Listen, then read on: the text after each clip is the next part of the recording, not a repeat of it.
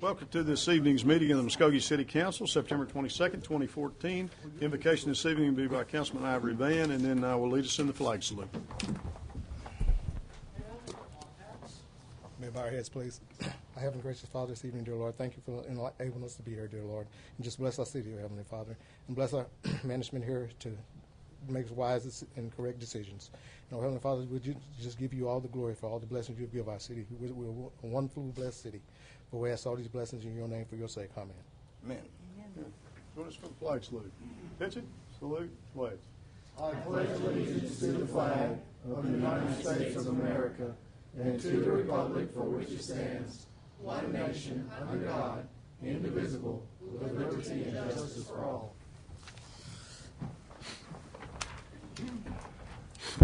Roll call, please. Mayor Bob Coburn. Here. James Scully. Here. Dan Hall.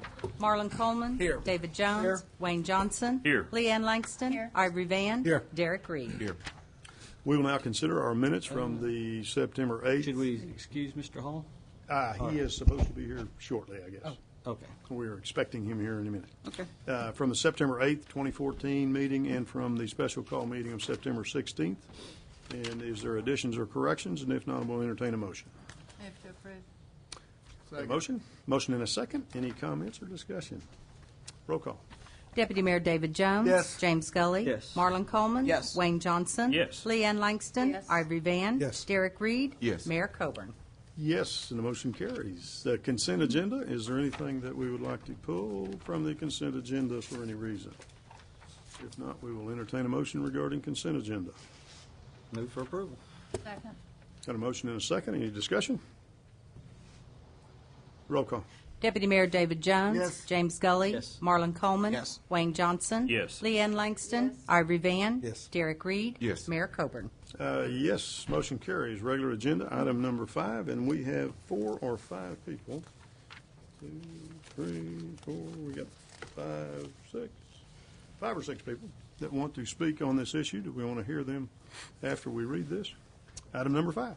Hold a public hearing to consider approval of an ordinance amending the Muskogee City Code of Ordinances, Chapter 90, Zoning Regulations, by repealing Chapter 90, Zoning Regulations, Article 1 in general, Article 2, Board of Adjustment, Article 3, Zoning Districts, Article 4, Additional District Provisions, Article 5, Wireless Communications Towers and Antennas, Article 6, Off-Street Parking Requirements, Article 7, Nonconforming Uses, Article 8, Site Development Plan Requirements, Article 9, Administration and Amendment, Article 10, Sign Regulations, Article 11, Airport Hazard Zoning Regulations, Article 12, Historic Preservation, Article 13, Flood Damage Prevention, replacing Chapter 90, Zoning Regulations by creating the following articles: Article 1, Title Purpose, Article 2, Board of Adjustment, Article 3, Administration and Amendment, Article 4, Site Development Plan Requirements, Article 5, PUD Planned Unit Development, Article 6, Zoning Districts, Article 7, Agricultural District, Article 8, Residential Districts, Article 9, Commercial Districts, Article 10, Industrial Districts, Article 11, Central Business District, Article 12, On-Site Development Standards, Article 13, Use Standards, Article 14, Off-Street Parking, Article 15, Landscaping and Screening, Article 16, Signs, Article 17, Nonconforming Uses, Article 18, Definitions, Article 19, Wireless Communication Towers and Antennas, Article 20, Airport Hazard Zoning Regulations, Article 21, Historic Preservation, Article 22, Flood Damage Prevention, providing for codification, repealer, severability, and declaring an emergency, or take other necessary action. Mr. Garvin, and we will consider ourselves in a public hearing. Mayor, members of the council, the city of Muskogee is requesting approval of the ordinance revising and updating the zoning regulations. What I'd like to do is just take about 15 minutes to kind of give you a little bit of background and give you an overview of the regulations.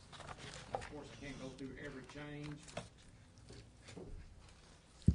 If I try to go through every change made to the regulations, we'd be here for several hours. Therefore, I'm just going to kind of highlight the major changes.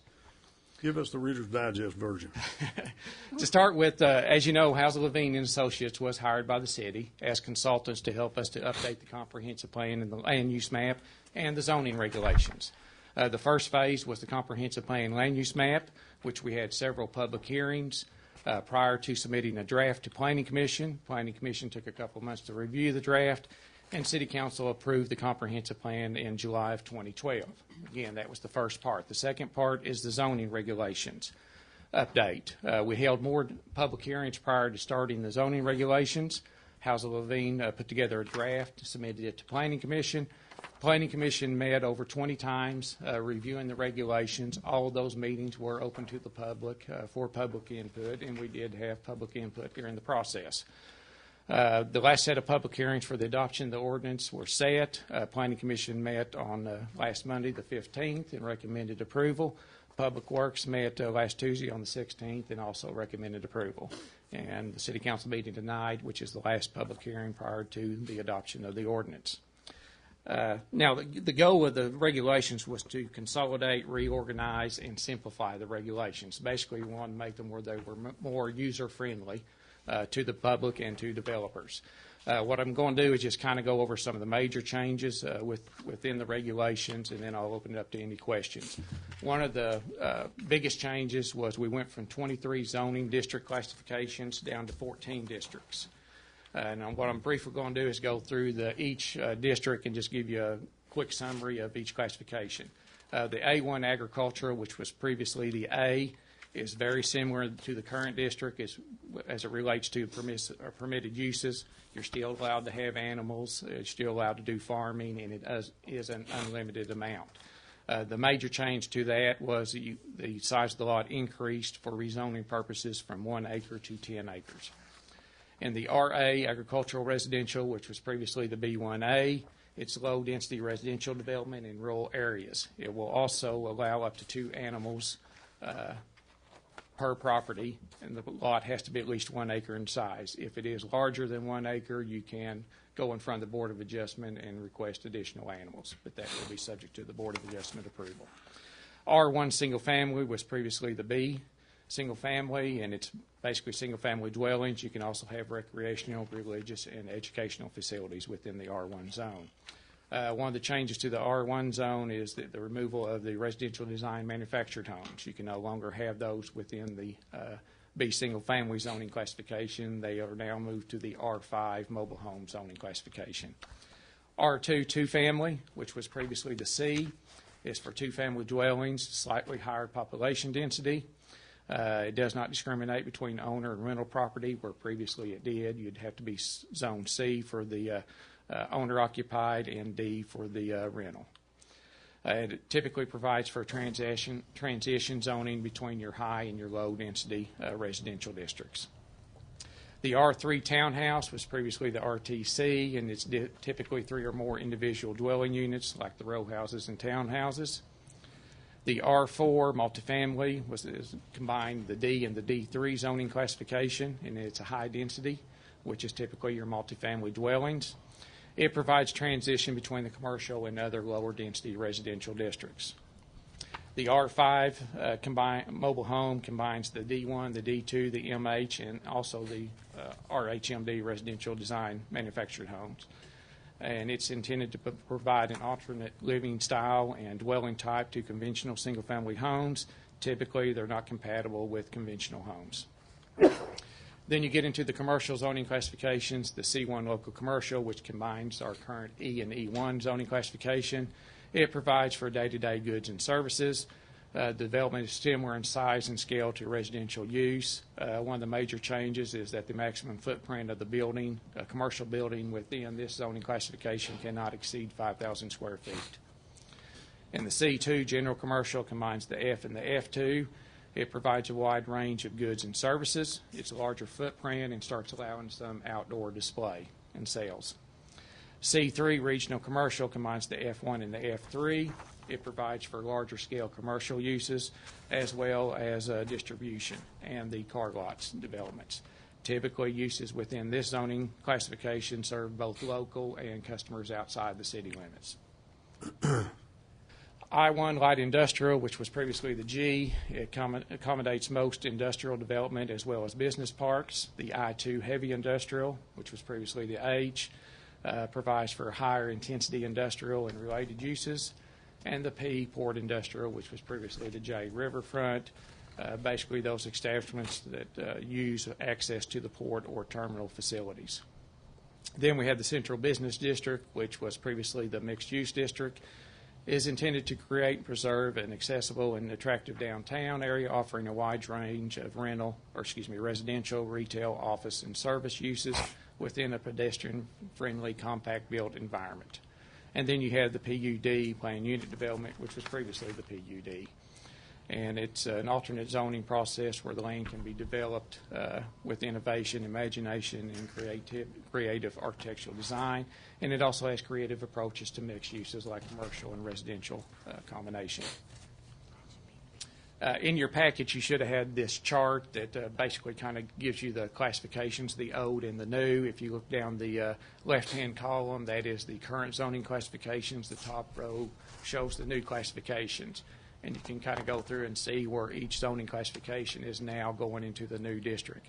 If you look down, for example, R5, if you go down the row, you'll see D1 mobile home, D2 mobile home park, MH mobile home subdivision, and RDMH, all going within the R5. So they were all consolidated together and will be placed in that zoning classification. Another major change to the zoning regulation was adding design standards, and they were added for residential, commercial, and industrial uses, and it was to ensure quality design and development. The residential design standards will include no metal panels are allowed, which is currently in our regulations. No metal is allowed except for within the agricultural, mobile home, and industrial zoning classifications. So that's nothing new. Minimum roof slope 312. Basically what we're trying to do there is get away from the flat roofs. Take, for example, the housing program that we currently have going on. Every house that we repaired that had a flat roof had to have a slope added because they could not get the roof to stop leaking. And it's because it was a flat roof. So basically they're trying to eliminate that issue and that problem. And a 312 is a very minimal slope for a new house. Eave projection, roof overhang minimum of 12 inches. That's just standard building design. Garage and accessory structures shall be of the same palette of material as the principal building, roofing, trim, and colors. That is, if it is larger than 120 square foot. Anything less than that does not have to meet those requirements. Commercial design standards, it talks about requiring architectural features are required every 75 feet to minimize the appearance of a blank wall. That only comes into account if the wall is 100 feet or longer. And basically all they're saying is, for example, if your side wall is brick, instead of just having a large, same pattern brick all the way along the length of the wall, break it up, put a design in the brick pattern, or put a offset in the brick, just to break it up so you just don't have one blank wall as an appearance. And same way with the roof, but I'll talk about it in just a second. Accessory buildings shall be compatible in design concept with the overall design of the main building.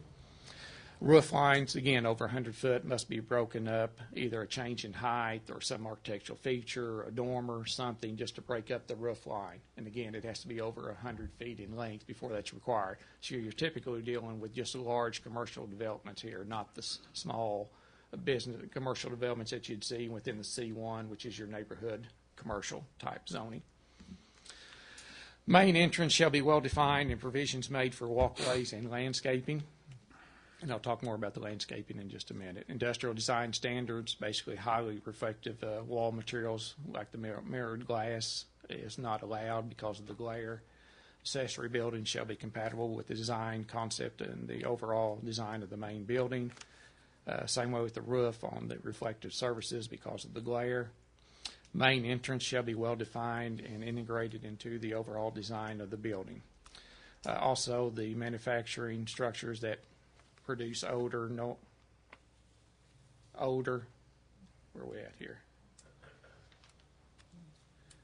That odor, vibration, smoke, glare, heat, noise may require additional setbacks. And what we're trying to do there is to protect the adjacent property owners. If they produce any type of what could be classified as a nuisance, they may have to set back towards the middle of the lot more than just the typical setback requirements. Off-street parking zoning regulations. We talked about the parking exempt zone downtown. Planning Commission looked at this in great detail, looked at possibly changing this. This is actually the way it is currently in our regulations, but they looked to see if it needed to be larger, smaller, and it was discussed, if I'm not mistaken, over about 2 meetings. overall, they decided that it was appropriate to leave it as it is, so there is no change to the parking exempt zone downtown. And I think what they were looking at too is we're trying to get downtown developed, so let's leave the parking exempt zone. If we see a problem with parking in downtown in the future, we can come back and look at it. But right now, let's get downtown developed as much as we can. A new section that was added was the land banked future parking. What it states is that you can bank actually 25% of your required parking spaces. But to do that, you have to provide evidence to support the reduced parking needs. The area that's land banked, you also cannot use for any other use. It just has to be left there for parking. And if at any point your parking increases, at that point you would have to install the parking. Typically what they were looking at there is like some of the retail establishments. A grocery store is not going to require as much parking as a small specialty shop. But yet on the square footage, they're required to have the same amount of parking. So this will allow them, if it's not needed and they can show it's not needed, they can bank it instead of installing it, saving them cost. Then again, later if it's needed, they can go back and have room to add that. Parking design and required spaces were revised. That's the number of parking spaces required for each type of commercial use. They were all revised, and what we did there is once we got the draft from Housel Levine, we actually got about 8 cities here in Oklahoma and compared the parking requirements and the number of spaces to their regulations, which Housel Levine was pretty on the requirements. There was some changes made, but very minimal. Use standards intended to ensure that the use is compatible with the surrounding areas. Those deal with adult uses, bed and breakfast, drive-through facilities, gas station, kennel, mobile manufactured homes, motor vehicle, the dealerships, rental, service and repair, and the group living facilities. Basically, you can go to one section and find out the requirements for those uses. Because, for example, adult uses has to be 1,000 feet away from a church or school. Well, these are all put into the use standards in one location, easy to get access to, find, and it'll tell you exactly what you need to do. Landscaping and screening requirements. Landscaping plans were added with site requirements. The selection, installation, and maintenance of the plants. Basically, before, the type of trees and the size of trees was actually located in, I think it was a part of the Parks Department section of the regulations. We grouped everything together in one location, again, to make it more easy to find and see what the requirements for, and gave some requirements for the maintenance. Actually, currently in the current zoning landscaping regulations, if the tree died, there wasn't anything in the regulations to make them replant the tree. So now we have some maintenance to make those requirements. Buffer yards and screening requirements, which are just typical, are also in that section. Signs. We talked about the vehicle sign some at our last meeting. That was a new section that was included in your packet, but Planning Commission hadn't had a chance to review it, which they did and recommended approval. But it's basically if a vehicle or trailer that's being parked and the primary purpose of that vehicle or trailer is for advertisement, then it's prohibited. Now, again, if it's a vehicle that's being used for delivery or something like that, that's part of the business, it's being used. But I gave some demonstrations at our last meeting of some signs that just sit there from the time they open, or vehicles that sit there on the property from the time they open till the time they close. They never move. Its only reason is for advertisement, trying to get around the sign regulations. When it deals with political and real estate signs, we had a policy that we've kind of been enforcing for the last couple of years, saying they have to be 12 feet from the curb. Now it's part of the ordinance. If you'll remember right on the political signs previously, it stated that they cannot be located within the right-of-way. Well, the right-of-way may be a few feet from the curb in some areas. Along Shawnee and other places, it may be 100 feet from the curb. So all the time signs were being put up in violation. We was having to go pick them up because everybody did not know where the right-of-way or the property line was. This makes it very easy for anyone to put them up, to be in compliance, and for us to enforce. They just got to be 12 feet from the curb. Some people have interpreted that as 12 inches from the curb, just suggesting. 12 feet. On political signs. 12 feet from the curb. They're all over the place. Okay. The street or curb.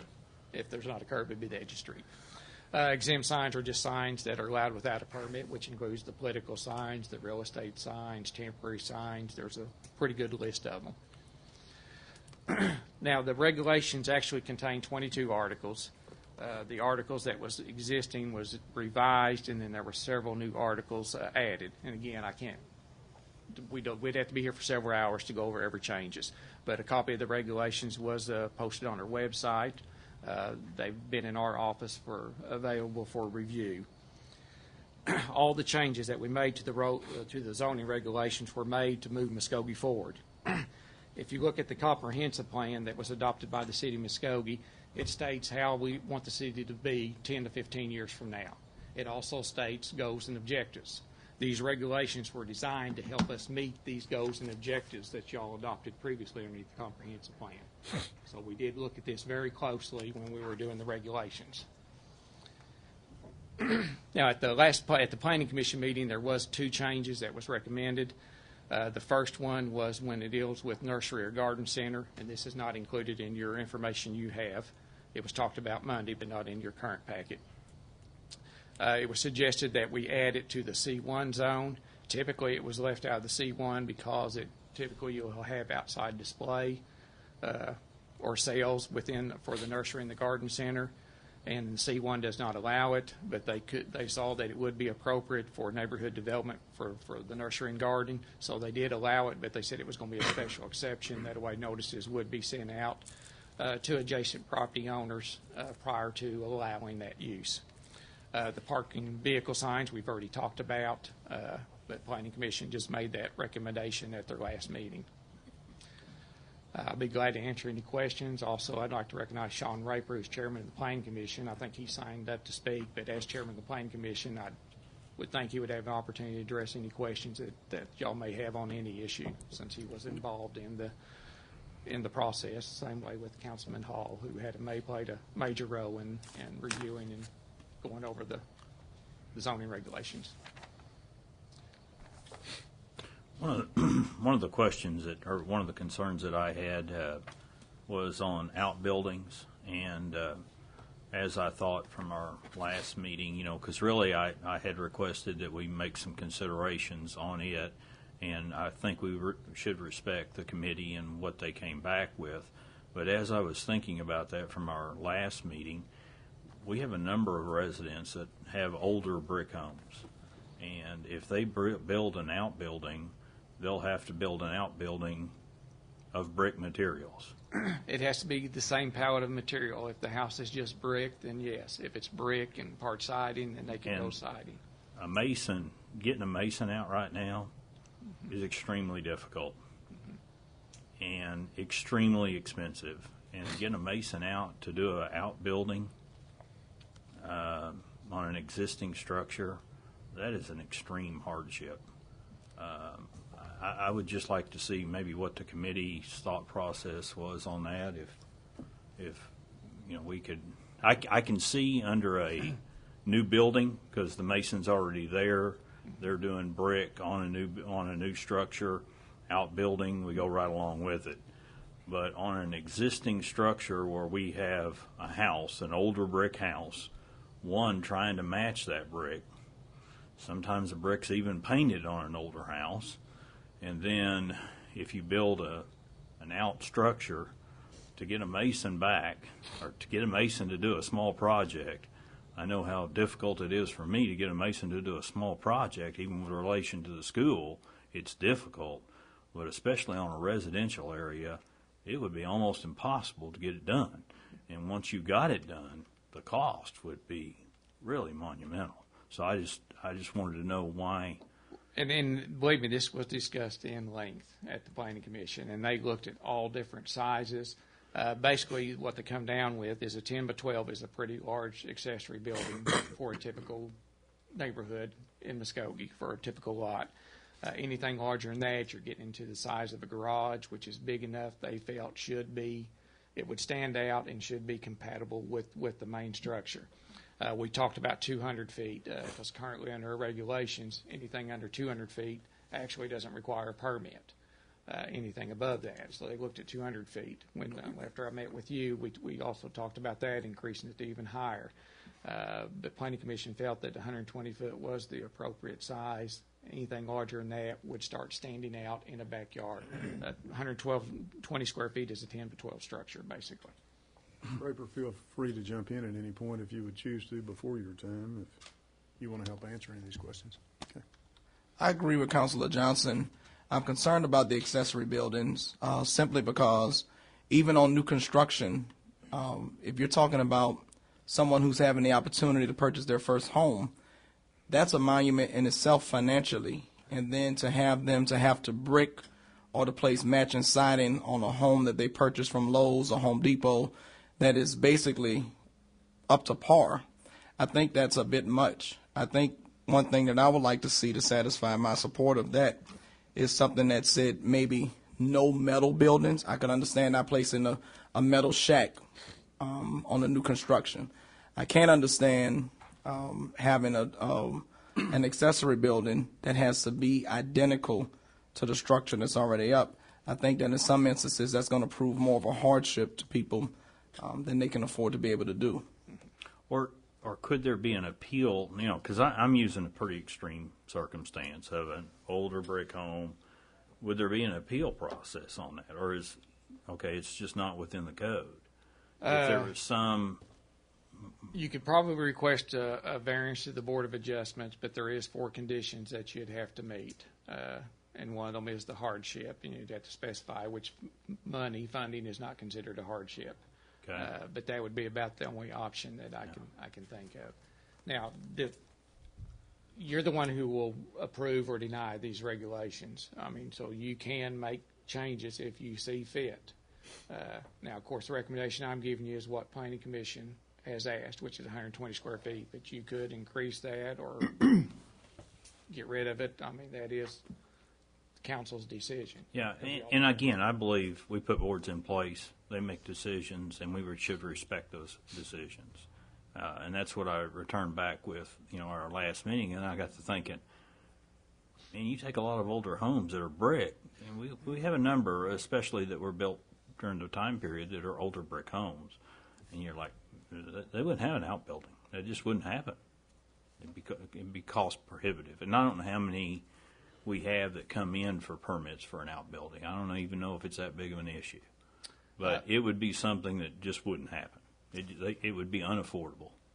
And again, as I stated at the last meeting, there's going to be things in the regulations that we're going to find that it's just not appropriate for Muskogee, and we may need to revise them and send them back through. And there's going to be some things that we just left out or, changes that will have to be made, because this will be an ongoing process from this point forward. We'll continue to review and evaluate them, and when issues come up, we'll take them back to Planning Commission, and they'll be forwarded on to City Council. Mr. Garvin? Yes, sir. You said we don't require a building permit for an accessory building under 200 square feet? Currently, under 200 square feet. Can we adjust that to 200 square feet? If council wishes to do that, yes. Yeah, I think that would be a good way of doing it, because we have no police mechanism for 120 square feet. So I thought it'd be prudent if we could at least do that. The other concern I have is about the blank walls, about having to put some type of design or something to keep it from having the appearance of a blank wall.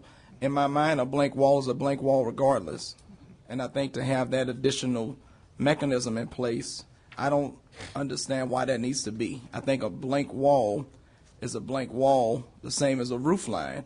I think if a roof line is more than 100 feet, who's going to go up on the roof and say, your roof looks a lot better because it doesn't have it's broken up. Same with a blank wall. I mean, I don't think, to say your building looks a lot better because it's a blank wall or it's not a blank wall. I don't know if that's necessary. And then the area about the parking with the trees. People, for example, who shop at Walmart don't go to Walmart because they want pretty trees in the parking lot. They shop at Walmart because they think that's where they can afford to shop.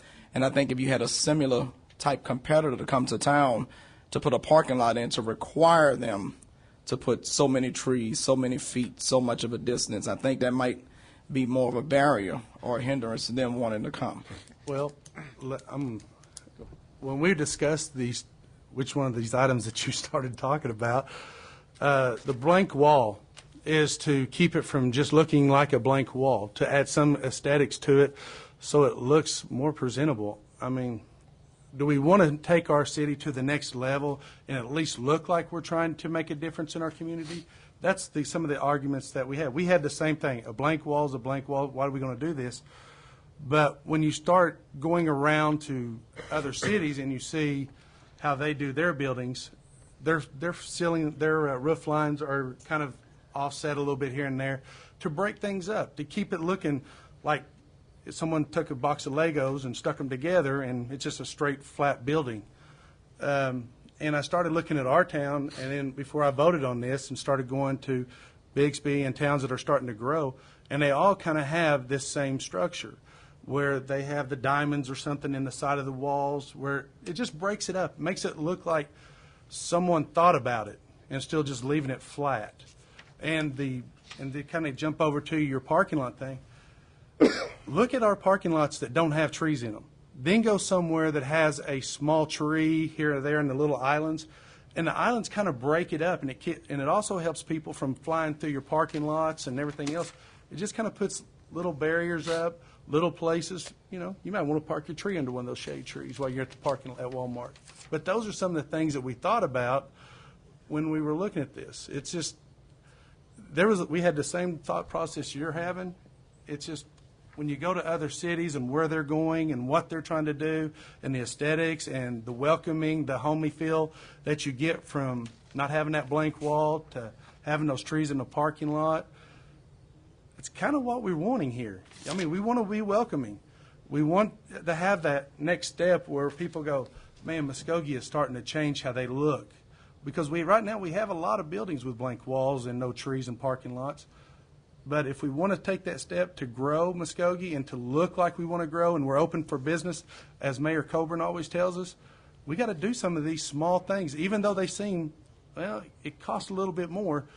But we want people to say, we've got it going on and we're open for business, and that's why we took that step. So. And you'll find a lot of that information in the comprehensive plan too, where it talks about addressing the parking lots and addressing the structures. Now, again, I have to hand it to Planning Commission because when we first got the regulations from House of Levine, if you looked at the requirements they had, the cost of construction probably would increase 20 to 25%. And Planning Commission said, no, we don't want that, but we do want to do something to enhance the appearance of the buildings and the parking lots. And what they did with the regulations they put in, it's going to be very minimal cost-wise, but it could make a major difference in the future for the future of Muskogee. And it applies for new development. Correct. Correct. So Correct. if they have an existing commercial building, continue to use that existing commercial building unless they make a huge improvement or something like that. Yeah, either addition or 51% increase, then they would look at it. If we're kind of running short on a few comments and stuff, would we like to hear from the 5 people that have signed up to speak regarding this? Let's hear So them. a couple of these may have already left, but they got some questions answered before the meeting. Marilyn Smith. I think I Robert. spoke with her prior to the meeting. Roberta Scholl. Okay. Dean Swan. Sir, I see you here. Would you come to the microphone, sir, and give us your name, your address, and you have 5 minutes to address this subject. Marvelous. Good evening, City Council, Mayor, City Manager. Good evening. And Roy Tucker. On going over this issue here on item number 5, it's been my opinion for quite some time that the city has not pursued proper public comment. And to me, in my mind's eye, this is substantiated by the fact of the considerable amount of inquiry that the City Council themselves have on these issues. One of the issues on the blank wall. One of the issues that's very personal to me is the outbuildings. My house is a brick house built in 1920 with 2 wooden outbuildings. They were built in 1920 with that brick house. I'm in the process of deciding whether to rebuild that one wooden building, to update it for fire damage. And the issue about building it as brick, because the building's 12 by 20, which is over your 200-foot area, I'm sorry, we're going to have to go to court. And it's going to cost the city a considerable amount of money to argue with me. considerable. So that's just me. Now, we're talking about a city with tens of thousands of people. This city has trouble handling the lawsuits they have now without creating new codes and ordinances to invite more lawsuits. For crying out loud, get some more public input. In this code of ordinance, there's an enormous amount of abuse of the Americans with Disability Act. In parking, the abuse of it. The city can make a fortune simply by directing the police department to enforce the handicap parking issues in this town. When you see 3 little kids get out of a car and go running off, and here comes 25-year-old mama, odds are that's not her disability plaque. Make an inquiry. Give that $400 ticket. Make it come to a stop. Show some respect for disabled Americans in this city, more specifically veterans. There's so many different areas that can be pursued. This was not even mentioned on this new code of ordinance. I hear what, in my mind's eye, comes to being trailer park rules. You have these trailer parks that really don't care, and they're run down, and some of these trailers shouldn't have been registered, 30 years ago when they were new. But you have the nice trailer parks that if you want to put out a flower pot, you have to get it done through the trailer park committee first. If they allow blue pots too close to the edge of your porch, they may say no. Well, you want to get into a trailer park mentality on management in this town is not going to work. And what you're going to have is another considerable mass exodus of citizens from this community. Bring in some citizens, get some more valuable input on these ordinances, because what it boils down to is a coup d'etat. And the citizens are going to sit back, what the hell? What do you mean? I can't rebuild my building. If you would, Pardon that refrain from language, using yes. My apologies. Okay. Nothing was mentioned about what was going to be grandfathered in. I would have thought that would have been a very pertinent issue to mention what items are going to be grandfathered in. For instance, my wooden buildings, outbuildings behind my brick house. They ain't going to change. I'm on 1 acre. And, I can do a lot of different things. Maybe I like a couple of horses on my 1 acre. I'd love to have some chickens. There needs to be a considerable amount of participation and input of ideas from the city at large. And I think that the city council, who is in charge, even though Councilman Wayne Johnson alluded to the fact that the city council is in charge and they do have committees to make up these ideas and rules and stuff, the bottom line comes to you people up here. Yes or no, or extend it for more public comment. Set some rules out here to be accurate, to be fair, to be American, and not be forceful as the new eminent domain concepts are popping to mind. So please, get some more public input before you decide to approve these ordinances. Thank you very much. Thank you, sir. Do you still want to speak after the meeting to 3 or 4 people? Yes, sir. Dan Hall, Ivory Van, Marlon Coleman, Wayne Johnson. If you would make that connection following the meeting, please. Teresa Rutlinger, if you would give us your name, your address, and you will have 5 minutes to speak to these issues. Teresa Rutlinger, 2500 Shelby Court. Good evening, everyone. Once again, I'm up here about the poultry and rabbits. We are a rural community. Raising and showing rabbits and poultry is affordable for, I would say, almost all of our youth here in Muskogee. Being a member of 4-H or FFA teaches responsibility, life skills, compassion, leadership, promotes agriculture, and it's an alternative for our youth roaming the streets. If you have larger animals or what have you, you have to keep them someplace else. These youths don't have the ways to get to that animal daily like they're supposed to do, to walk them or whatever they do to keep them in shape. I can't understand the objection to having rabbits at all. As far as I know, they don't smell at all. They certainly don't make any noises to speak of. Female poultry About the only time you're going to hear anything is probably when they squawk or whatever they do when they lay an egg. I think if you limit the number of animals to an area, or if you want to do like you're doing on this pilot, 1-year pilot program that you have mentioned here, do a 1-year pilot program with 4-H and FFA members and some of the general public, and just see how it works. If it's not working, then get rid of it. But it's, to me, it's just a good program for the students to be in.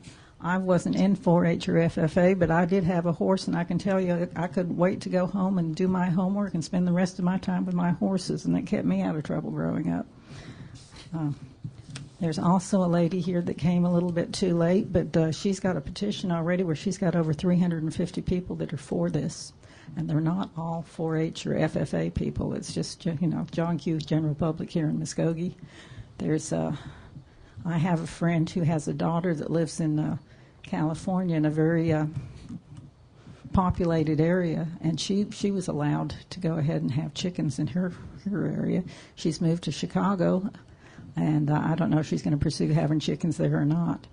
But there's a list that this lady gave me of Tulsa, Broken Arrow, Stillwater, Owasso, Ponca City, Sapulpa, Bethany, McAllister, Shakota, that are all allowing chickens in there and rabbits and that, I guess, in their city limits. So it might be something that we want to think of and pursue, seeing how we're trying to help the youth get another outlet. And there might be a lot of kids that aren't that athletic that would, but have that compassion for the animals and that. And it shows them where their food is coming from and everything else. Got to get on another subject because I'm running out of time. Second subject is, we're a tree city. That's a plus and makes us attractive. I still think we should require the developers to keep some of these mature trees. I'm going against what Councilman Coleman is saying, but the mature trees just give you a friendly, inviting atmosphere, and I think that we should, require them if in their planning, if there's a mature tree in the corner where they're just going to concrete over there anyway, or if they can, work it somehow to keep some of these mature trees, because otherwise you're just concrete city Muskogee. I mean, you just go down and look at all the trees that we have in this town. Look at some of the developments that have come in or are coming in, and look what's happened. I mean, if I wanted to go to a treeless place, I'd go out to West Texas or Western Oklahoma or something. I mean, that's one of the reasons we came here. It was pretty. And I know that we need a lot of retail. I know that we need industry, but, if we could at least get the new businesses coming in to go and save some of the big trees and give them a bonus. Instead of having 10 little trees or 20 little trees, if you keep one of these huge trees, you don't have to plant any more trees. You might still have to do the bushes and the grass, but this is something that's already established. They're not going to have to water it as much because it's established. It seems like it's a win-win situation for everybody. Something else I was going to say, now Oldheimer's gone with me, but we should consider that, especially the apartment complexes. That was the other thing. There's nothing worse than moving into an apartment complex or housing development, and there's not a tree, but a little stick thing, and I think that makes a big difference. I'm going to give you an A for your penmanship there. It's very, very neat. Thank you. Sean Raper, your name and address, sir, and you will have 5 minutes to speak to this issue. Mayor and Council, if I could just give you a few of my thoughts on why we ought to pass this resolution or this revision of the ordinance tonight. Muskogee's experiencing a period of growth and renewal right now, right? Finally, thank you, Mayor, for your leadership on that. And these zoning ordinances can help facilitate this growth and make sure that it's a development that we're going to be proud of. The comprehensive plan, for example, calls for downtown to become an entertainment destination, right? And the downtown district zoning, the way it is written currently, is not necessarily that cooperative to those development efforts. An example, the comprehensive plan says it ought to become a nighttime destination with bars and restaurants and things like that, and yet you can't do an establishment that just serves mixed drinks and wine or whatever without a food component, because you'd need to be in an F2 special restricted, which isn't available in the downtown district. So we've got current zoning ordinances that don't facilitate what our comprehensive plan calls for. These new zoning regulations provide flexibility to allow growth without a one-size-fits-all. The example of the land banking for parking. It allows people who really won't need that much parking to spare the expense of building the parking lot without creating a building that in the future can't be utilized because there's not enough parking. So there's flexibility in it. It doesn't necessarily drive up costs. In fact, it would be an improvement to what we have currently. And it protects the integrity of our architecture in our town. We've got these new developments that have come, and more hopefully coming on Shawnee. And these zoning ordinances set standards that say we value our community, and we don't want to accept the very least expensive construction technique that's available, okay? I swear, and we had this discussion in some of the meetings, but if the city allowed a wood facade with a tent for a retail location, if we allowed that, someone would do it. The least we require is probably the most we're going to get. So we've got to keep that in mind when we do this. We like to go skiing in Colorado, and towns like Durango or Silverthorne, right outside of Keystone, you go in those towns and you get this really attractive look. And those appearances don't happen because of goodwill or people just want to be generous. It's zoning ordinances that drive those looks. These ordinances will provide an improved look without going overboard. I mean, there's nothing crazy in there. These are just incremental improvements. The ordinances protect our neighborhoods. We still allow portable buildings and small structures made out of inexpensive materials, because we recognize it's better for them to have a metal building to put your lawnmower and bicycles in than to put them in the yard or on the back porch or something. But we're saying if you're going to go to the expense of building a garage, a 1-car, a 2-car, a 4-car, an 8-car, I mean, people get excited. But if you've got the money to build these extra accessory buildings, then you need to have enough money to respect your neighbors and keep it consistent with the look and feel of the neighborhood. You shouldn't be able to have whatever you want at the expense of your neighbor. And that's kind of the thought process behind that. We change the roofing materials available. It protects the surrounding neighbor's investment. They've all spent the money to invest in shingled roof, and it keeps somebody from coming in and doing something less attractive. With regards to the animals, we've maintained the status quo. We've had these ordinances in existence as far as related to the animals for the last, I don't know how many years. We didn't change anything. That you could have changed the animal ordinance a year ago, and you can change it tomorrow. Let's move forward with what we've got. These ordinances really, they represent just an evolution of what we have. It's not a revolution. There's nothing crazy and unexpected in these things. It's incremental improvements. It does make our code look modern and familiar to people outside of town who've not accustomed to us. And we don't have these antiquated references to blacksmiths and coal yards and livery stables any longer. And every single item in this ordinance can be amended in the future once we start living with it if it doesn't work. Thank you. Thank you to you and to your committee and for the hours and hours and hours that have gone into this. Yes. May I ask a couple of questions, Sure. Mr. Rapper? Yes, ma'am. About how many meetings did you all have with the Planning Commission where public input was received? And how many open meetings did you have to the Yeah, public? Mr. Garvin probably has the count better than I do. Every planning commission meeting is open for public input, and we had over 20 meetings, and probably closer to 30 when you get down to it, on just the zoning regulations. And every one of them, again, was open to the public, and we did have the public attending.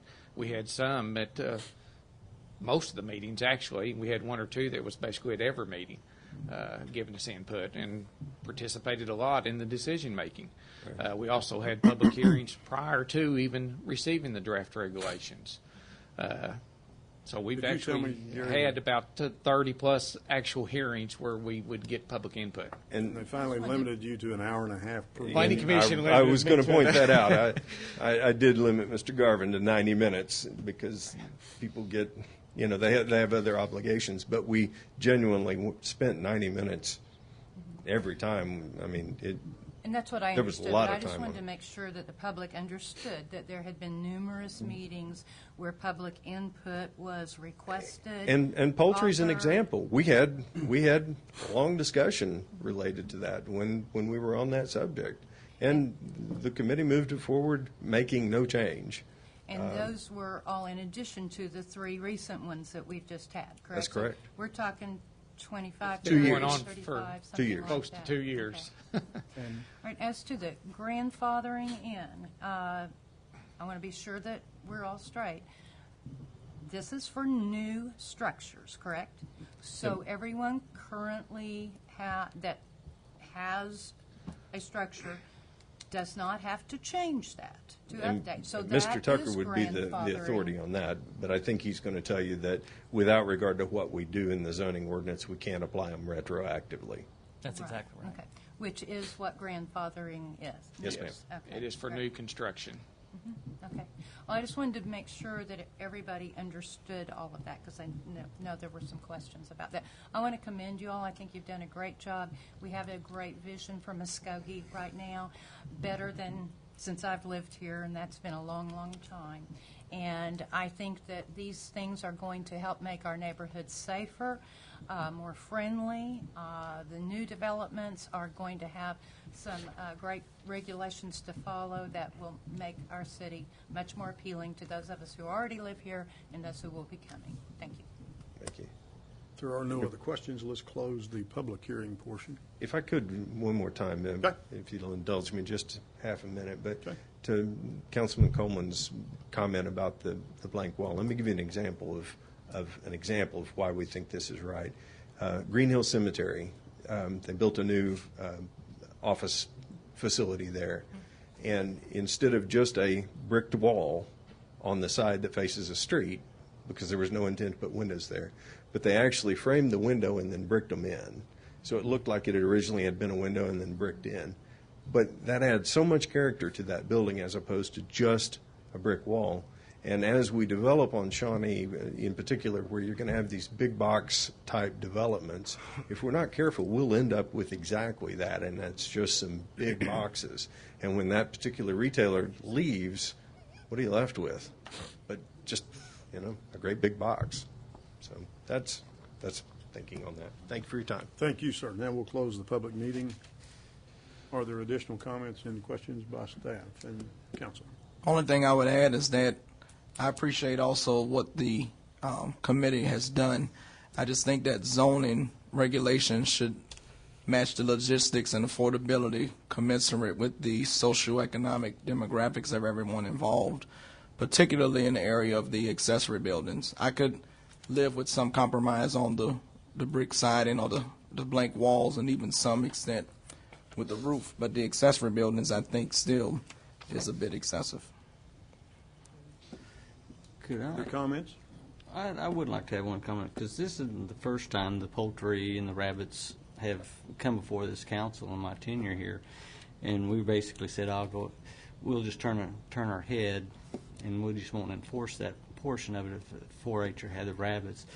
I would like to see if we could direct staff to research what the other cities' ordinances are and see if we couldn't amend ours to see if it makes sense, or at least do a pilot program or something, because we've had this conversation before, and anything that we can do to occupy our youth, I would like to see if it's something we could do.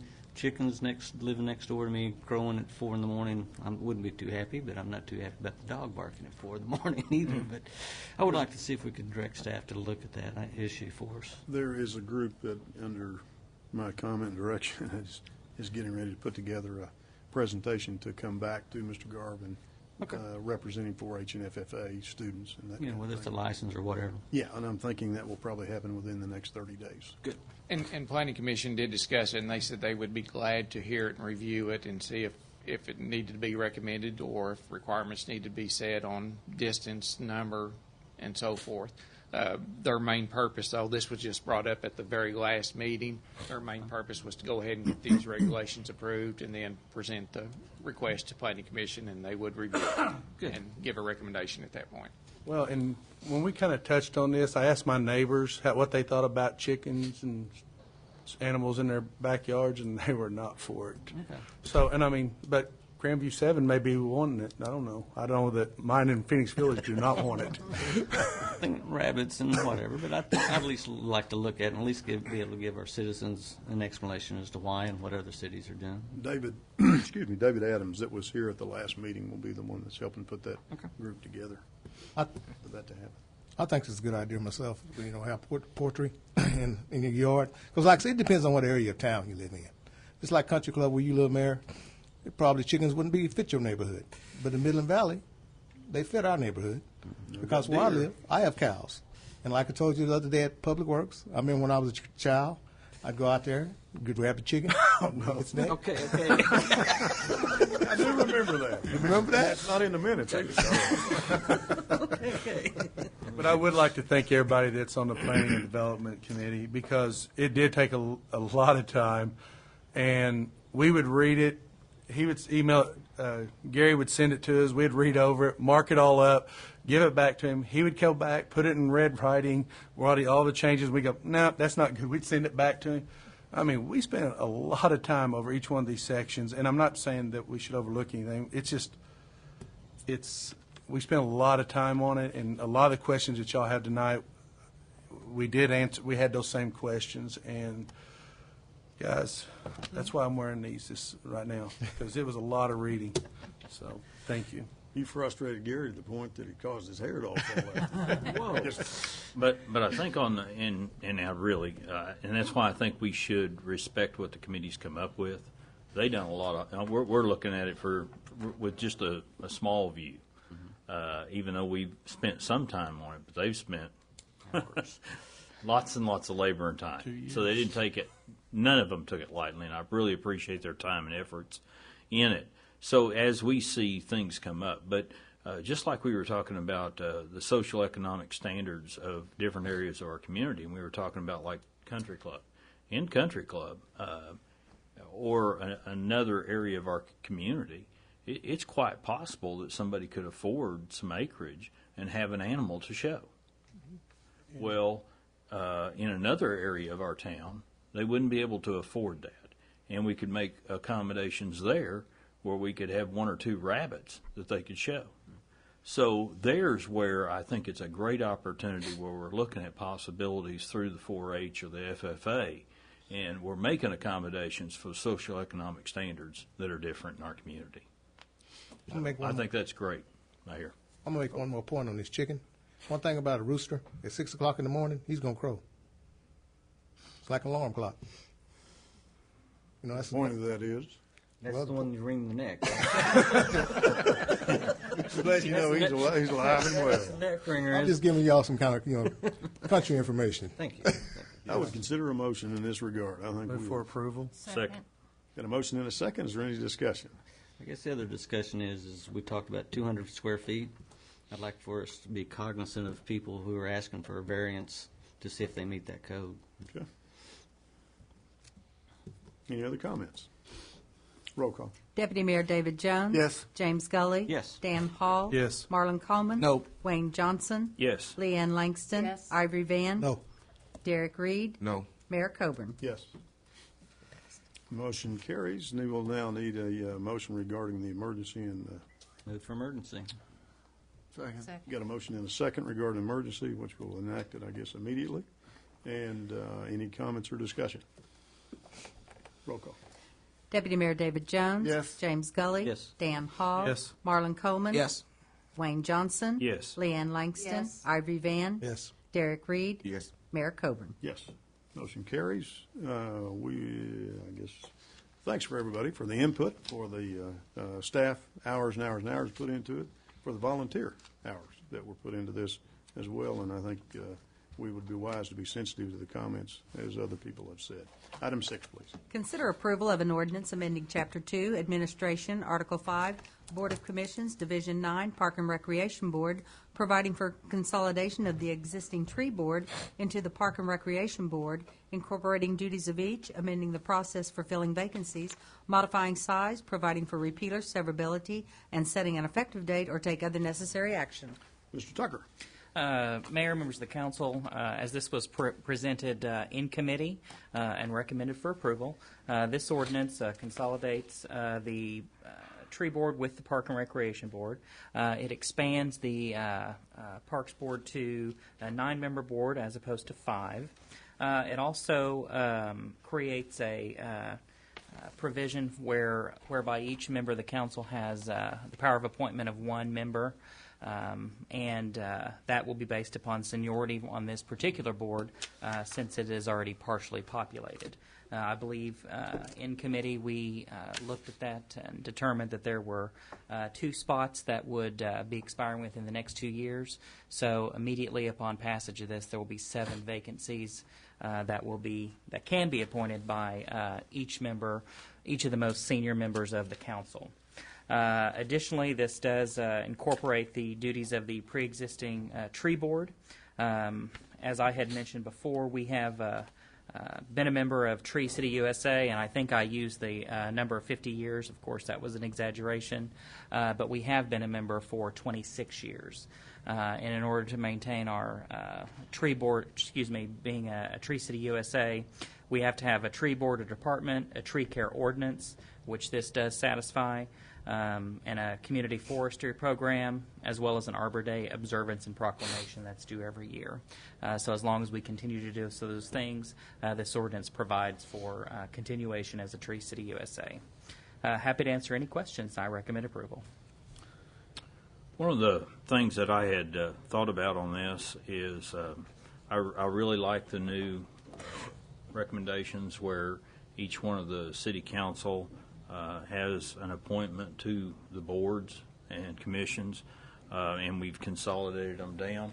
But before they came back for the city council's approval, and I would like to see if we could bring that back to the city council's full approval. So essentially what you would have is a power of nomination? The power of nomination. Subject to approval by the council? Subject to approval by the council. And I think that's just kind of as I thought about that, and I know I served on that committee and we moved it forward, but I think that's just a good checks and balances. That's what was in place when the mayor done all the nominations. But I think even with city council making those nominations, I think it's a good thing, because we had before, and as the conversation kind of ended last week, it was how would we know who the council put on those boards. This would be one way that we're all knowledgeable of who's being recommended, but not only are we knowledgeable of who's on those boards, but we actually voted on who's on those boards. And I think that can be easily satisfied by the insertion of subject to approval of council in Section 3, subsection B, where the phrase reads, the first sentence reads, vacancies in the board shall be filled by appointment from the membership of the city council. Each member of the council, including the mayor, shall be afforded the power of appointment of one member to the board in order of seniority of the members of council as vacancies arise, all subject to approval of council. If everybody's in agreement, I would make that recommendation. 6 months. How do we handle that in terms of him making that recommendation? Does that need to be in the form of a motion? Yeah, move to approve as amended. Okay. I would move to approve as amended. Second. So clarify this for me. Okay. So we would make a recommendation, and then all of us would vote on that recommendation. Yes. Basically like it is now. Except just everybody votes on it. Yeah. That's exactly right. All right, that sounds good. Yeah. Any other comments, discussion? Questions? Roll call. Deputy Mayor David Jones. Yes. James Scully. Yes. Dan Hall. Yes. Marlon Coleman. Yes. Wayne Johnson. Yes. Leanne Langston. Ivory Van. Yes. Derek Reed. Yes. Mayor Coburn. Yes, motion carries. Item number 7. Consider approval of an ordinance pertaining to the consolidation of the existing K-9 Control Board and the Civic Center Advisory Commission into the city's Facilities Board, creating sections 2-277 through 2-284 within Article 5, Boards and Commissions, Division 6, City Facilities Board, retitling Division 6 in accordance therewith, establishing membership, terms, powers, and duties, providing for repealer, severability, codification, and setting an effective date or take other necessary action. Mr. Tucker. Thank you, Mayor, members of the council. This ordinance was also approved in committee, and this is a new board that would be created if approved. It is an advisory board. It incorporates the Civic Center and K-9 Board, and also serves to facilitate serves to make recommendations on the operations, equipment needs, and maintenance needs of all city facilities within the city. There are a number of ex officio members who will sit on this new board, ex officio being non-voting members, but who appear based upon their position, and that would be the new facilities manager, the city clerk, the Parks and Recreation Director, as well as every director of any facility that will be impacted by this. Two changes that were recommended in committee were relating to the annual maintenance and custodial budget. The original version of this had it reporting directly to the City Council. We've made an amendment that recommendation be given to the City Manager. Additionally, we've included the clause to the City Manager, as well as the City Council relating to enactments, resolutions, ordinances, and changes on policies. Obviously, the resolutions and ordinances, which would, of course, relate to the purview of the authority of the council, but you do have some policy and operational rules which are within the purview of the City Manager. So that change was made and recommended. Sections Section 8, E, and F? E and F. Okay, all right. Also, this board creates 7 standing committees. The Committee on Martin Luther King Activities, the Civic Center Roxy Theater, Hatbox and Exposition Facility, Kiwanis, Animal Shelter, Teen Center, and Swim and Fitness.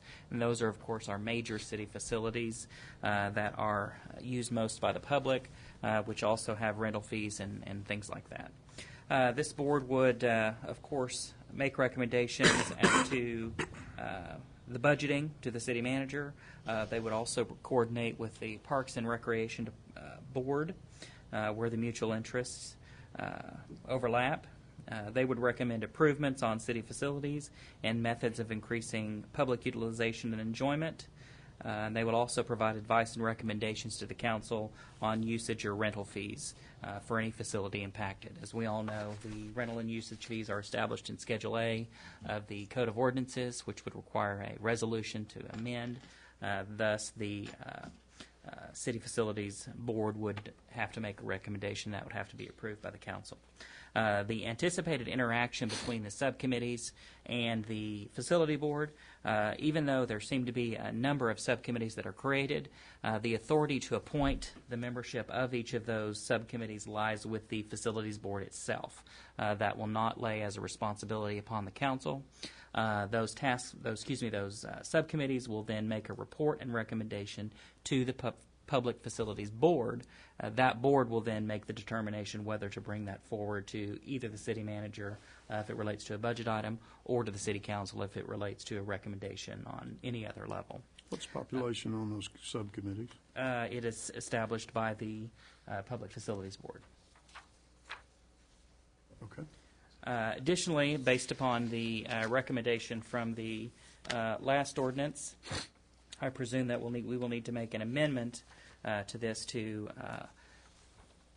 provide the power of appointment of each member of each council member to the board, subject to approval of the council. What section are you in now? I'm in Section 3A.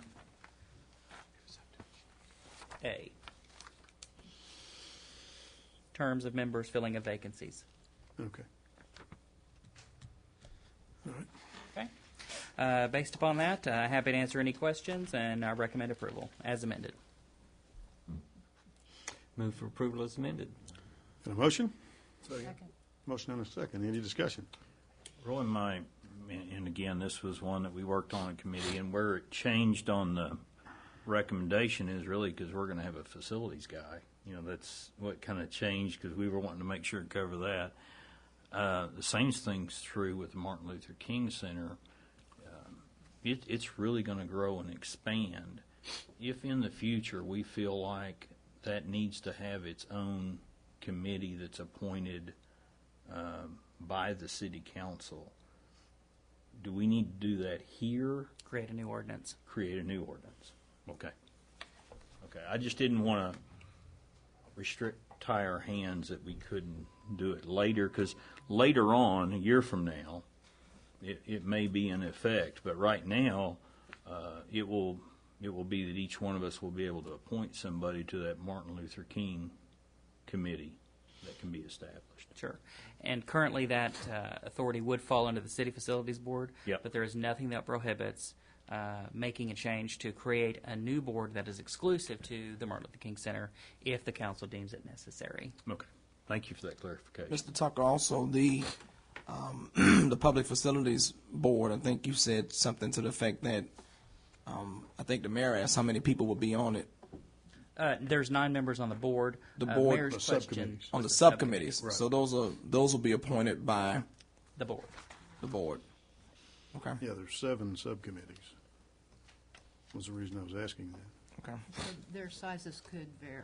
And that's one of the powers of the board, is to establish their size.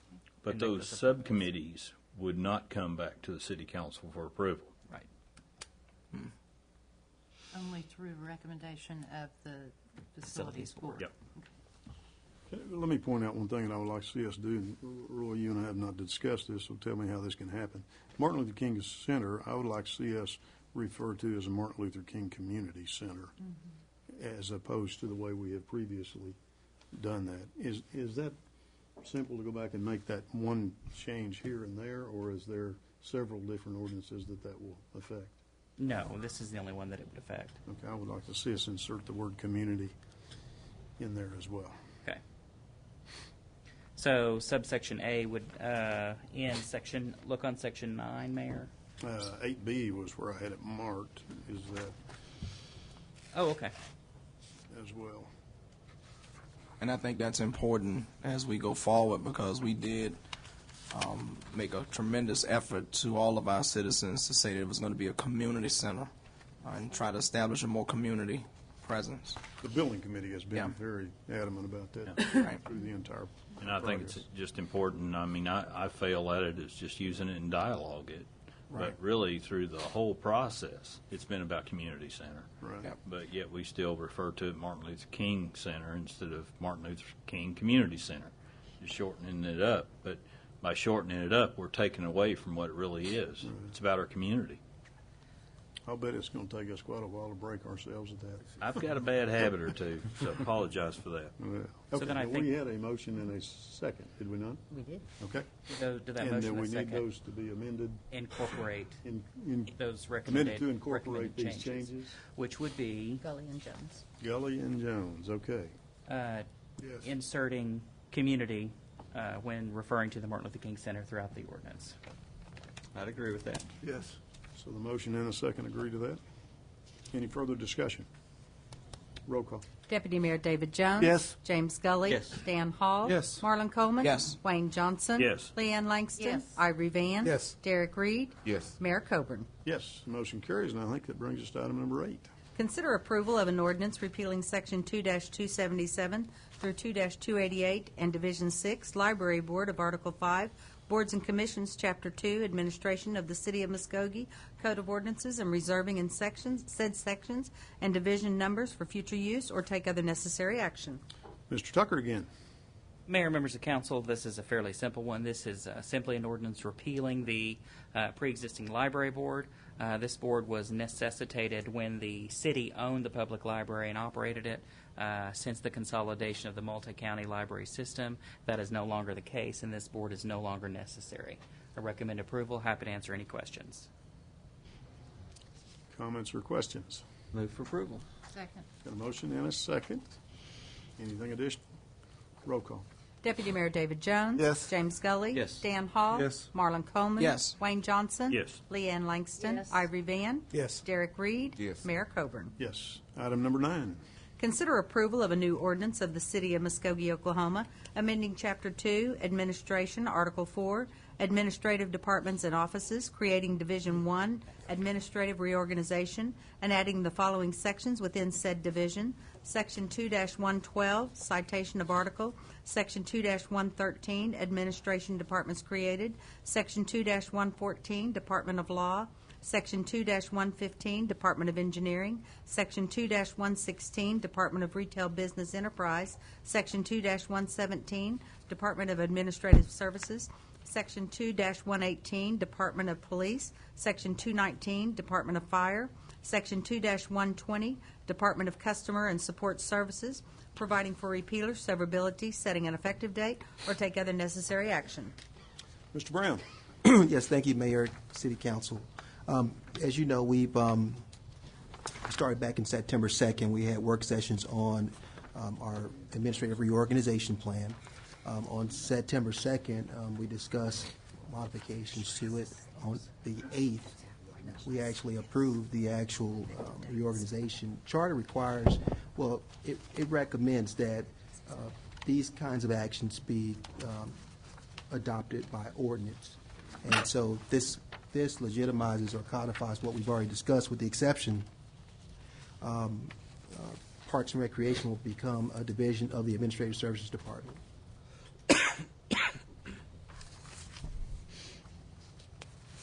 So, Do you want to mention about the change from what we passed out? Yeah, go ahead, Joy. Okay. The manager had asked me, the initial ordinance that was provided created a number of divisions within the larger departments that were created. I believe his anticipation is that once the major departments are created, they will work on their own reorganization internally. And so the ordinance that I have passed out removes those created divisions from the ordinance and just creates the major departments.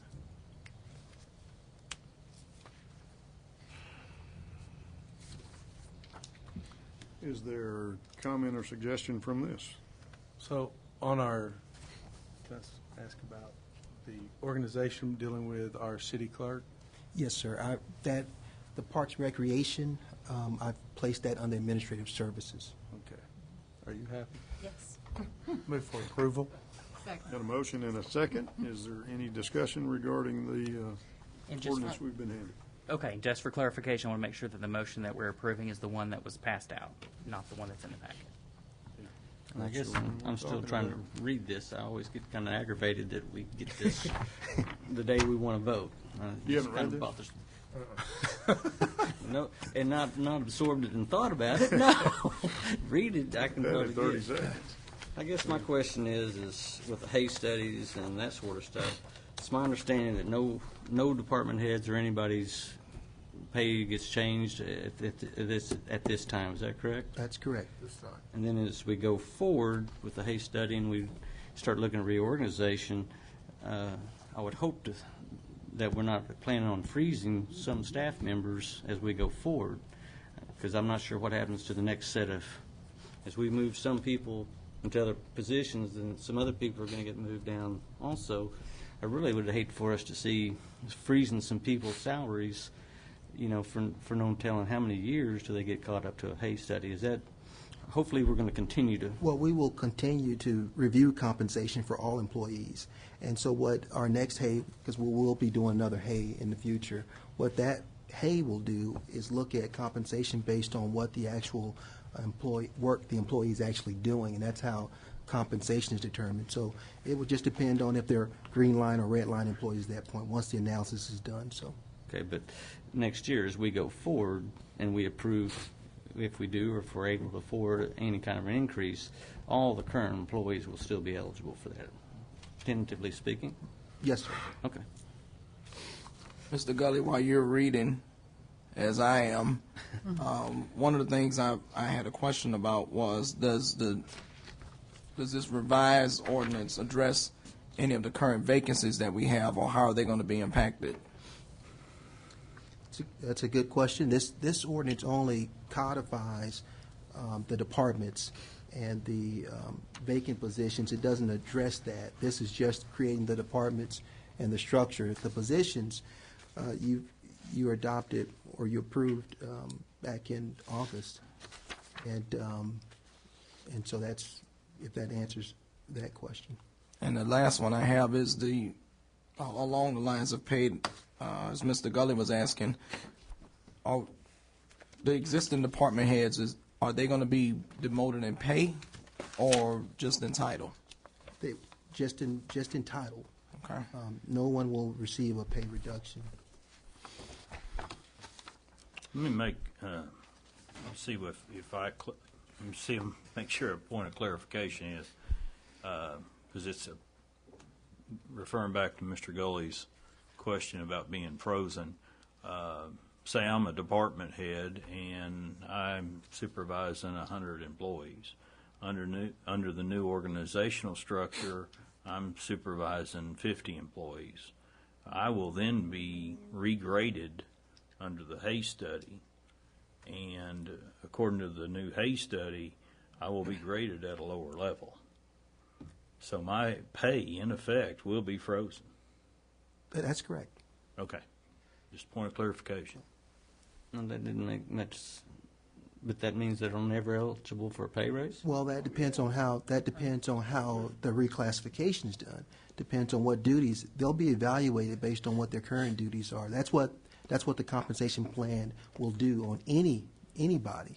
It'll look at the department head, what the job they're doing. It'll look at the division directors and everybody, and they'll determine what their pay or compensation plan would be based on. But it's based on your workload. It's based on your bona fide qualifications for that position. It's based on the market. And so that's kind of that's the Hay methodology that's used to do that. So technically, we could freeze some people when we pass this. Yeah. Oh, yeah. See, that was not the answer you just gave me. You said they would still be eligible for any kind of a cost of living pay increase. Well, no. Cost of living, of course, every employee is going to continue to get that. Okay. If we have a cost of living increase, all employees will get that. That just keeps up with the cost of living. But we're talking about merit increases. We're talking about getting employee pay raises. I don't know if you recall, when we adopted the Hay minimum, you required performance appraisals.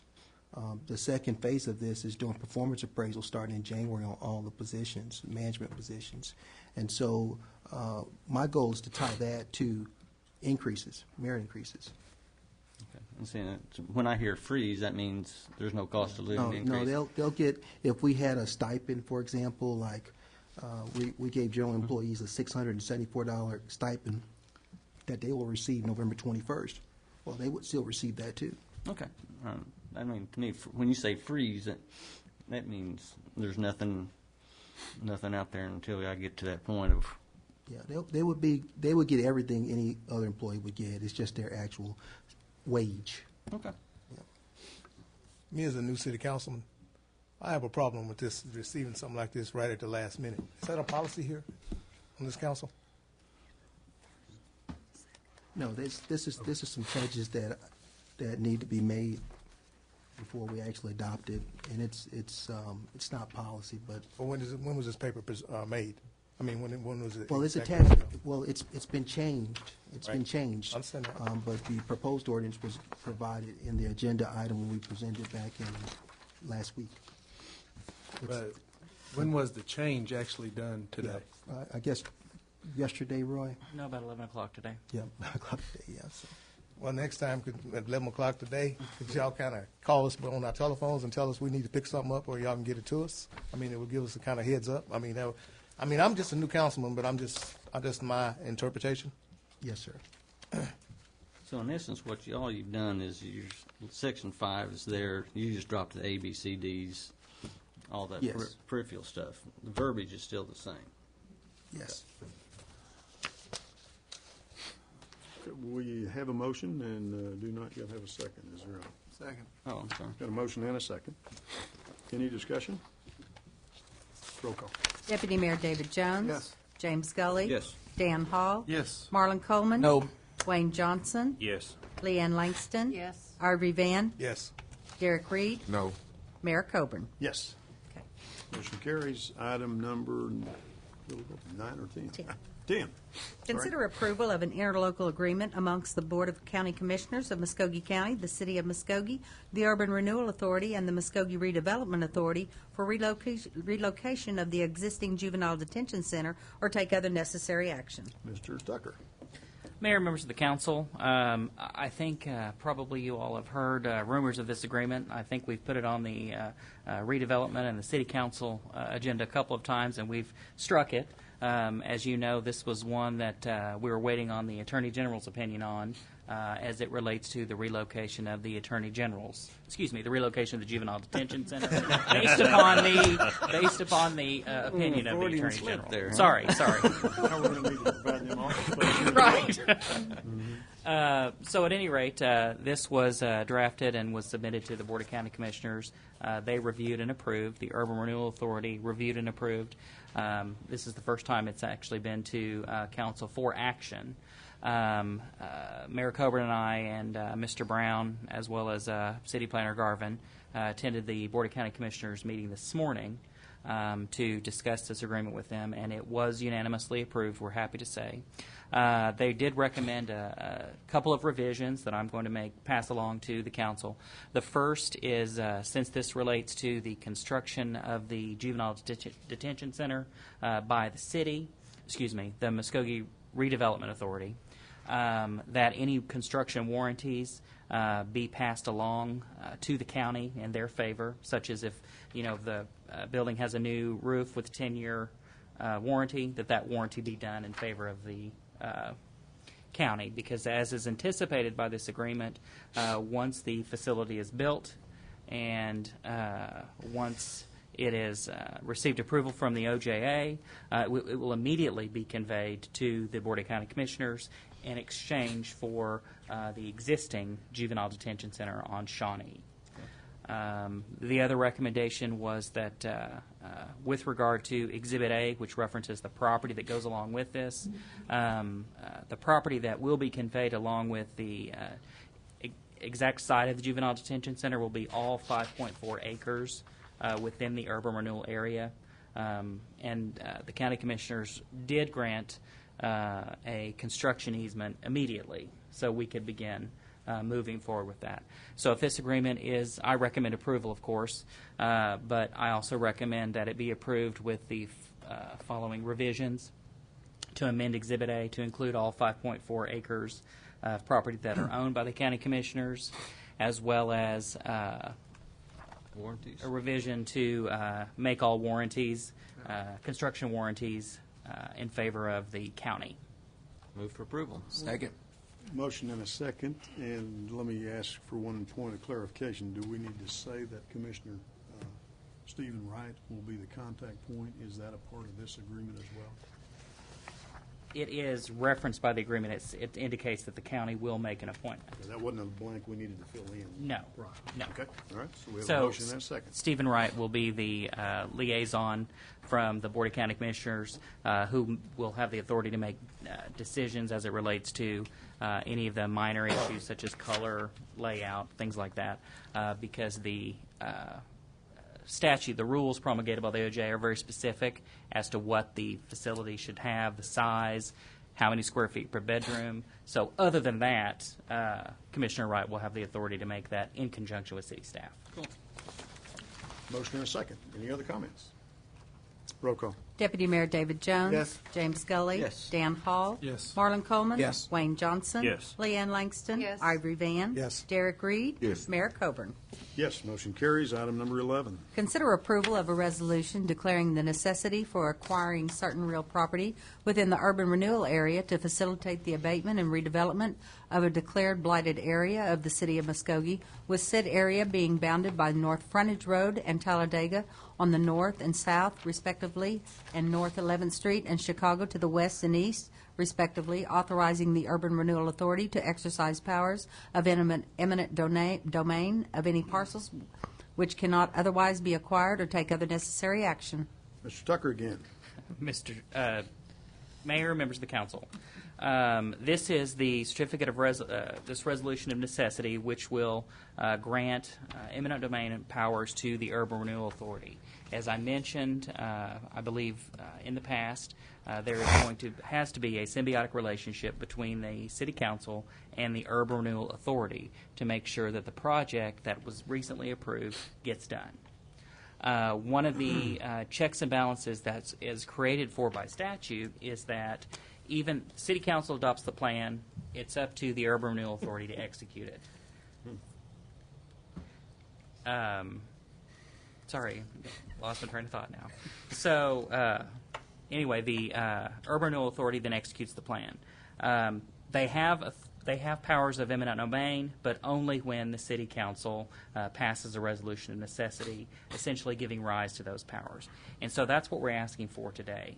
We have identified the area where we have the immediate development, which is a portion of the Phase 1A area, which is between 9th Street and 6th Street, from Shawnee to Katy. This would only relate to the vector development because the development related to RICO, as they have said, they can go anywhere in the Phase 3 area. So since their deadlines are a little further behind, we're going to take those up as we need them. But since we're on a fairly ambitious time frame, as you all remember, for Vector, we want to go ahead and bring this resolution forward.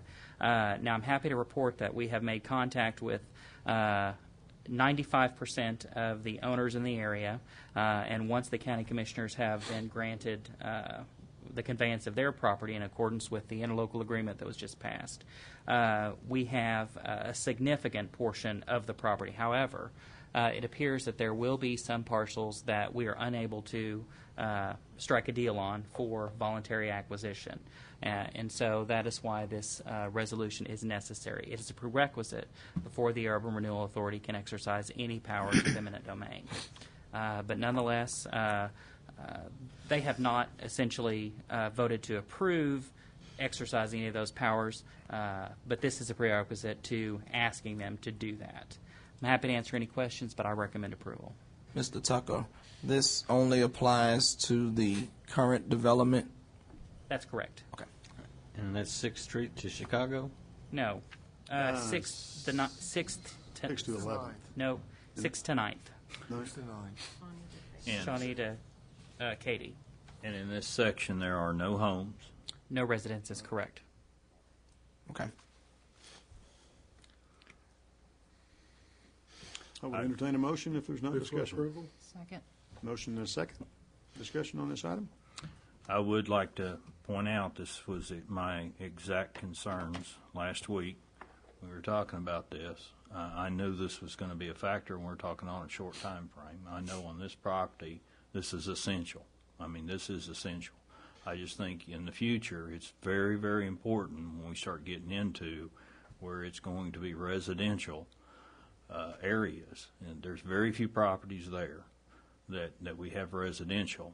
But it's very important that we don't get ourselves in a corner that we have to declare eminent domain. Mr. Johnson, let me bring up one thing I think that would be, maybe ease your mind a little bit on that. I think we're probably potentially a couple of years away from affecting any property that is presently occupied. Now, I may be off on that slightly, and it could even be 3 years. And if we look at the phasing of the project, the residents that are inhabited, I think that's going to be awfully far down the road from where we are right now. And I understand that, but what I think and what I know, we accepted a proposal on a very short time frame. Mm-hmm. And we knew it was going to have to be short and fast, and we just need to make sure, because eminent domain is not the way to go. And I understand we have to give that over, but I'm just very concerned when we start dealing in that. And right now it's just property, but just property has an attachment to it too, in that this has been generational type property. And eminent domain is just not a way to go. So I just want to express my concerns. I understand why, but it's just something in the future we cannot afford to get ourselves in a corner in. So, anyway, Mr. Tuck, I want to be really, really clear because I agree with some of the sentiments that my colleague has just expressed, that we're not talking about any real property that is occupied by an owner. Yeah. No building structures. Correct. No building structure. No building structures. But somebody, of course, does own it. Yeah, I mean, They just don't live on it. It could be my granddad's, my great granddad's, or we're still dealing with our customers. And I think it's very important that we deal with them in the right manner. Right. And when you're fast tracking, you're fast tracking. And it's still a good thing. I mean, it's just when we're fast tracking, and we got to be very cognizant of any future developments. Other comments? Questions? We have a motion and a second. Roll call. Deputy Mayor David Jones. Yes. James Gully. Yes. Dan Hall. Yes. Marlon Coleman. No. Wayne Johnson. Yes. Leanne Langston. Yes. Ivory Van. Yes. Derek Reed. Yes. Mayor Coburn. Yes. Motion carries. Item number 12. Discuss the use of utility task vehicles or recreational off-highway vehicles on city streets, providing direction to staff or taking necessary action. Councilor Hall, and I'm assuming we have some comment regarding the staff's direction from last meeting. I believe this item was brought forward to the City Council because it did receive a no vote. There was direction to staff to bring forth a study relating to what other cities within Oklahoma are doing and how they're handling the UTV. And if that is still the case, then we just need a motion to direct staff as follows, or Did we have a time frame on that as well? As I recall, we did from the discussion. I don't I remember. don't remember what it was, but I wanted to say it was about 60 days. I don't remember, Mayor. I mean, the sponsors here, maybe. I think Anybody it was like remember that? 30 or 60 days. It was right in that time frame. Well, you wouldn't have the minutes from the public works until That's right. next time. 60 days would be fine. I guess we'd say 60 days or sooner. Yeah, or sooner. Yeah. All right. Oh. I didn't Yes. want to interrupt you. No, go ahead. I would only echo some of the sentiments that Councilor Langston echoed on last week about the number of residents, at least growing number of residents who are concerned about what this will do if it's allowed once we gather our information that staff is going to gather. And I don't think her or my concerns were isolated to our wards. Certainly I'm hearing from residents all over the city. And I know that when we discussed one of the items earlier on the agenda about progressive and advancing cities, I don't see any progressive and advancing cities allowing off-vehicle roads on the highway. And so I'm extremely concerned about how we go forward with that. And I would like to look into it. I mean, it was brought to me by someone in my ward, so I brought it forward to council. I would like to see what other cities allow this. I do know that they do allow you for the electric cars and stuff. I know that was a safety issue that we were talking about. But when you look into some of this, these got full roll cages on them where these little electric cars are plastic. So I find that a lot safer.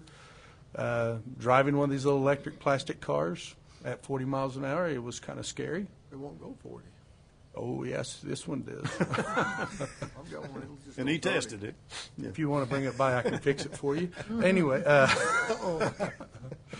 but I understand your concerns, and I understand Councilman Langston's concerns about the safety and them becoming nuisance items and everything as people drive them. But at the same time, I'd like to look at the ordinances that other cities have, because they're going to be driven like cars. They're not going to be, they're going to have to be 16 years of age. They're going to have to be regulated with insurance. They're going to have to be regulated with seat belts, everything that a car has. So, and I understand y'all's concerns, but I still would like to get more viewpoints from different cities that allow these. We have a, We don't have a we motion. don't have a motion. Okay. I'd entertain a motion. So the motion needs to be to direct staff to research. And bring back That's it. within 60 days. So moved. Second. Got a motion and a second. Any discussion? Roll call. Deputy Mayor David Jones. Yes. James Scully. Yes. Dan Hall. Yes. Marlon Coleman. No. Wayne Johnson. Yes. Leanne Langston. Yes. Ivory Van. Yes. Derek Reed. Yes. Mayor Coburn. Yes, motion carries. Item 13. Consider the acceptance of FAA design grant for runway 4-22 rehabilitation in the amount of $43,435 as recommended by the airport staff, or take other necessary action. And the vacationing Mr. Stewart is back. for this. Yes, this is an item that we've already discussed with you before when we did the grant application. We have received the grant. We are kind of time limited. We need to get this approved as quickly as possible. This is for the design phase of the runway 4 and 2 rehabilitation, and again, that's for design only. It's a 90-10 grant. So our sponsor share is going to be $4,300 and roughly $500.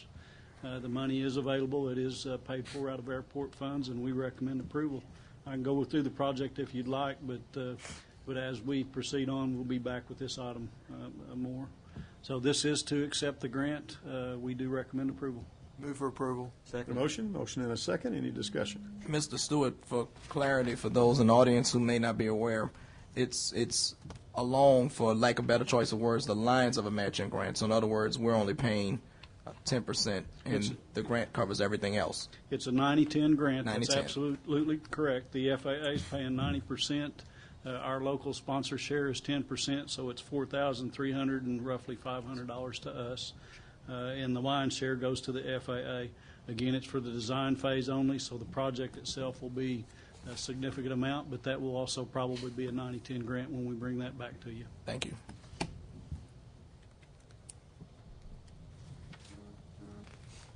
We have a first and a second. Okay, we've got a motion and a second. Is there any further discussion? I appreciate Mike and Gary Lynn pursuing this. Good things for the airport. Roll call. Deputy Mayor David Jones. Yes. James Scully. Yes. Dan Hall. Yes. Marlon Coleman. Yes. Wayne Johnson. Yes. Leanne Langston. Yes. Ivory Van. Yes. Derek Reed. Yes. Mayor Coburn. Yes, item number 14. Consider approval of receiving approximately 120 donated smoke detectors from Safe Kids of Oklahoma City Chapter to be used in the Muskogee Fire Department smoke detector program, or take other necessary action. Chief, you're our last agenda item. Good deal. Mayor, council, I'd like you to consider a donation of 120 smoke detectors from Safe Kids, Oklahoma City Chapter. Safe Kids has been around since 1988 nationally. They have over 500 chapters in 25 different countries. Their main purpose in life is to safeguard the well-being of our children, to educate the public, and the smoke detector donation is moving in that direction. I'd like to recommend approval. Move for approval. Second. Got a motion and a second. Any discussion or comments? Thank you, Chief. Roll call. Deputy Mayor David Jones. Yes. James Scully. Yes. Dan Hall. Yes. Marlon Coleman. Yes. Wayne Johnson. Yes. Leanne Langston. Yes. Ivory Van. Yes. Derek Reed. Yes. Mayor Coburn. Yes, motion carries. Now, we have 2 or 3 people who have signed up to speak to issues on our citizens wishing to make comment. Mr. Swan, but I don't know with that item already being handled if you want to speak to that or not. You had signed up, sir, to speak to something additional on item 5, which has already been a resolved issue. Yes, Mayor, it has been a resolved issue, but it also mentioned on there my request to simply expand on a couple of different. Get a little closer to the microphone if you wish, so we can hear you. It also is on there for my expanding on a couple of different items of issue to myself for the City Council to hear. Okay, you got 3 minutes. Marvelous. Thank you. My name is Dean Swan. I live at 727 Capitol Place, Muskogee, Oklahoma. Good evening again, City Council. There's a couple of things that's kind of aggravating me from what I've overheard tonight, simply because I haven't been able to place it just yet. One of the issues was mentioned earlier concerning for sale signs in vehicles. I don't have any of mine for sale, but I have seen considerable amount of vehicles for sale around Muskogee with simply a for sale sign on. And we're talking about a new ordinance where a vehicle, I'm sure that the ordinance were based on the massive use of political parking that was done around during the most previous election. But a lot of people park their car on a convenient corner with a for sale sign on it, just simply to sell it. And to have it where it's parked correctly, but yet because they have a for sale sign on it, is now eligible for a ticket of sorts, a violation of a new city ordinance, to me is preposterous. You are not going to stop people from putting a for sale sign in their cars or trucks and stopping them from parking legally. It's just not going to happen. You may not like how it looks, but this is America. It's free. Freedom.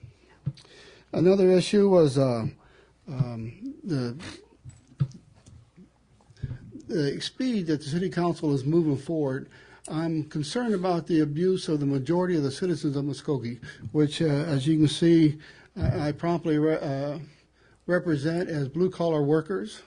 There's not a majority of shirt and tie people in the Muskogee, so we are a citizen town of blue-collar workers.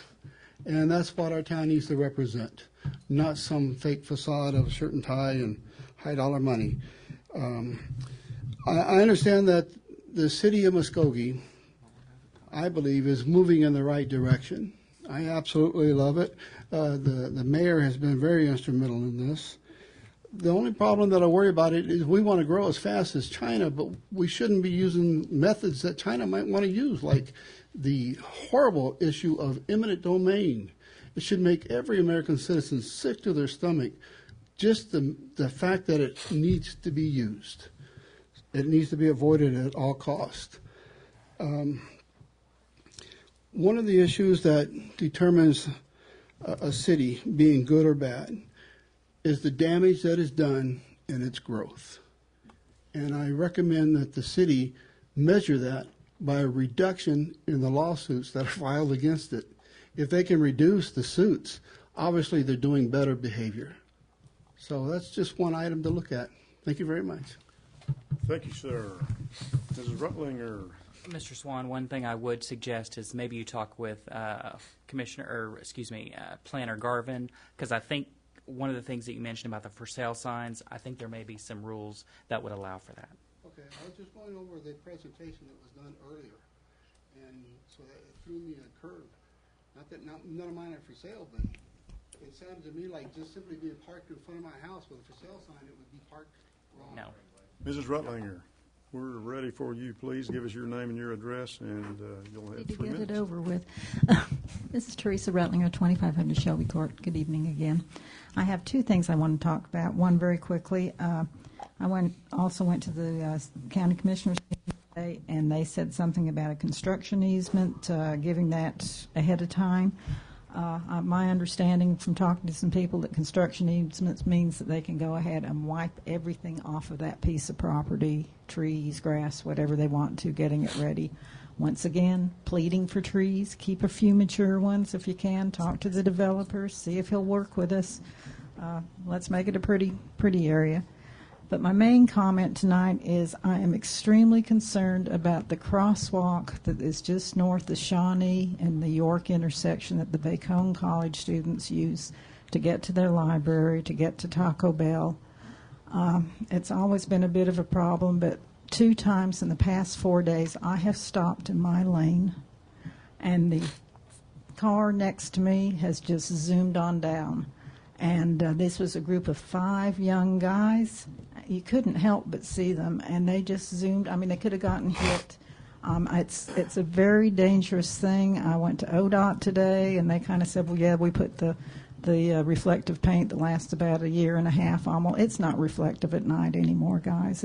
You look at it, and you can barely, well, you can still see the white stripes, but I don't know. they didn't really. I said, well, what else can we do? And I kind of thrown it back on the city. I talked to Robert Duncan today at Bacone, and he said he praised the city for working with you guys, with them so much, but they're kind of up in arms as to what to do. So my suggestion is take it or leave it. Contact ODOT to see if they have any alternatives or additional funds for this project, this crossing, before somebody gets killed or seriously injured, and possibly our mayor and council members and the bigger people here in Muskogee, as well as citizens like me, contact our representatives, state representatives, and see if they can do anything, because it is a problem. I mean, I go there at least 4 times a day because my farm's on one side of the town and I live on the other side. And I don't care what time of day it is, day or night. At night, it's so dark you can hardly see. And I did talk to them about they've got one light that they need to correct, but someone's going to get hurt. And if they're ignoring it during the daytime, what are they going to do on some of these kids that go through the phases like my 3 boys did, where they're wearing all black and it's nighttime?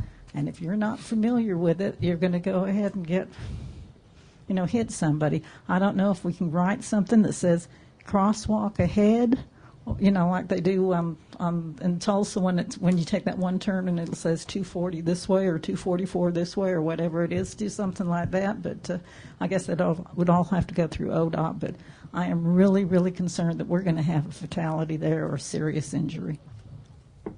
Thank you, ma'am. Appreciate your input. Stephen Ezell, you have stepped to the microphone, sir. Give us your name, your address, and you have 3 minutes.